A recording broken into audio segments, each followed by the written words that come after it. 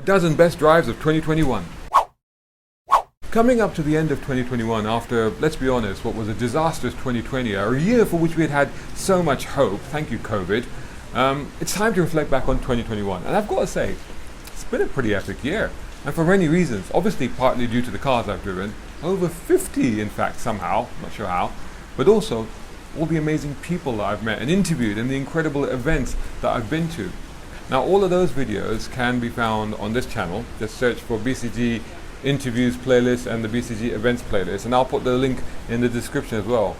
Plus there were some great opportunities that came my way, like hosting events at the Spectacular British Motor Show and being conference host at the illuminating London EV Show. Plus of course being here in Pakistan after 14 years and catching up with the amazing car community here. Check out all the content that I'm creating here. If you want to search on social media, just search for hashtag BCG Pakistan. So anyway, back to the cars. Out of all the cars I drove, what were the standout, most memorable experiences for me? Well, I'll tell you right after this.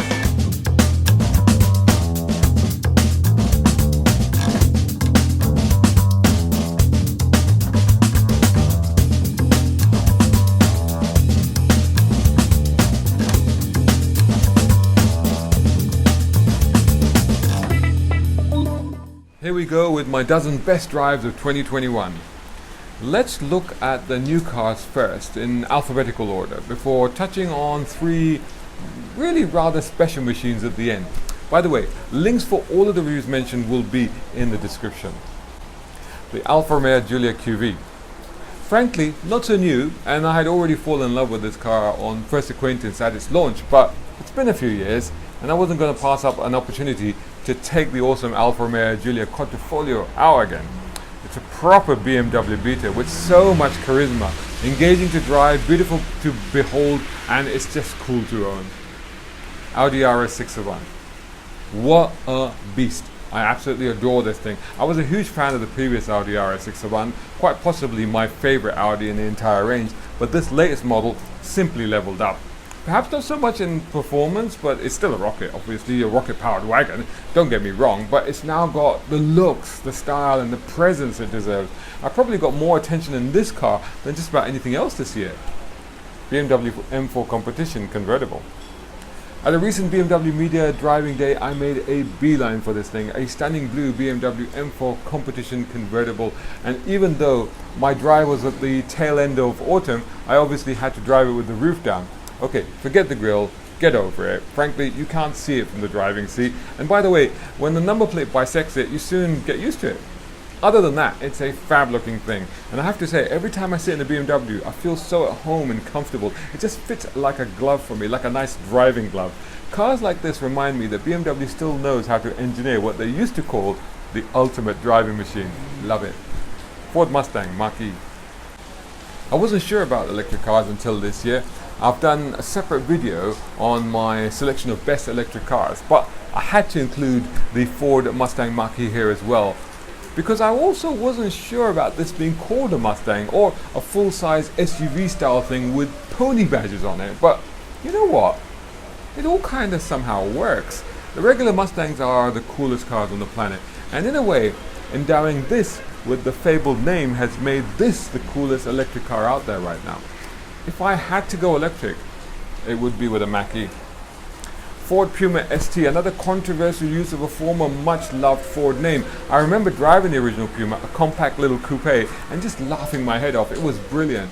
People don't like the fact that this new Puma is a compact crossover more for families than young guns, but it remains fun to drive and surprisingly practical. You know, as a Londoner, it would be one to consider. It would be right up there in my top 10. Jaguar FPACE SVR. Time is running out for, well, let's face it, irrelevant beasts like this in our current so woke environment. But the Jaguar FPACE SVR brings the noise and brings thundering performance. It grips, it goes, it's outrageous frankly, and I totally love it. You can drive it hard, or you can cruise to school to drop off the kids. The plug-in hybrid Jaguar F-Pace P400e is probably the better and more logical car to get, and really, as a responsible motoring journalist, it's the one I should recommend to you. It is very, very good, but god damn it, I want an SVR. McLaren GT. I've got to be honest, I've struggled with McLarens. This year, however, I've driven three: the 620R, the 720S, and the GT. Now the 620R was way too hardcore. That thing should live only on the track. The 720 was more suited to road-going shenanigans and looks stunning.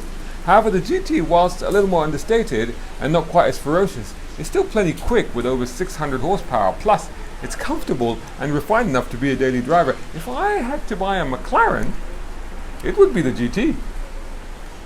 Rolls-Royce Ghost Black Badge. I also got behind the wheel of the latest Ghost in Black Badge guise. Unlike the previous version, this is not just a 7 Series under the skin. In fact, it's more closely related to the big brother, the Supreme Phantom, which elevates it to a whole new level. It's superb, stupendous even. Surprisingly agile thanks to 4-wheel steering and swift, plus it's classy. It just oozes class. There is little to touch here.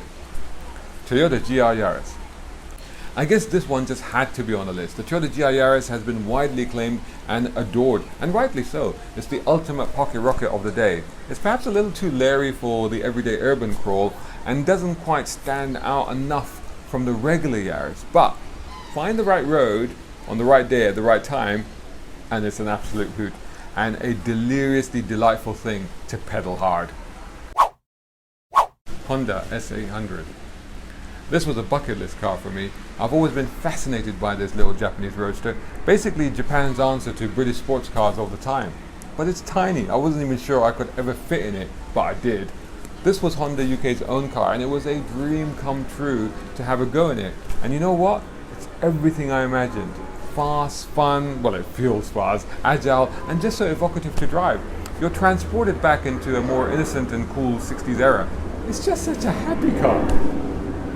Jensen Interceptor Resto Mod. The Jensen Interceptor is probably just about the coolest car name that ever existed. It just feels like it should have an action TV show of its own. Although it never actually did, I don't think, apart from that Top Gear spoof intro one time. Google it. But the moment you get into this car, your trousers automatically develop flares and somehow sideburns appear on the sides of your face. If you look under your shirt, don't be surprised to find a medallion too. The car I drove was a Resto Mod with a new LS motor and a Jaguar rear setup for even better handling and performance than the original Bruiser. Check out Jensen International that make it. Porsche 356 electric. Finally, a controversial car. This was an actual Porsche 356, an original numbers matching version that had been converted to full electric by Electrogenics. Now they claimed it was better, and after pedaling it around the track at Bicester Heritage, I can confirm they're not wrong. It was fast and fun, still with a manual gearbox and probably easier to live with and drive than ever before. The past met the future and they got on just fine. Guess that's a good place to end this video, but do tell me what your top drives of the year were in the comments below.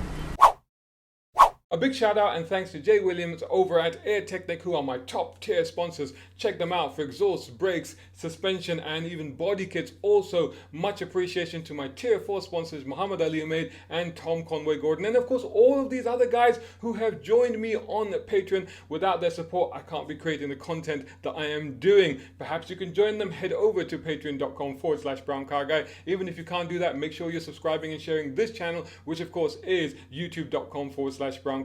Also subscribe to browncarguy.com and follow me on all the socials. Just search for my hashtag, which of course is #browncarguy.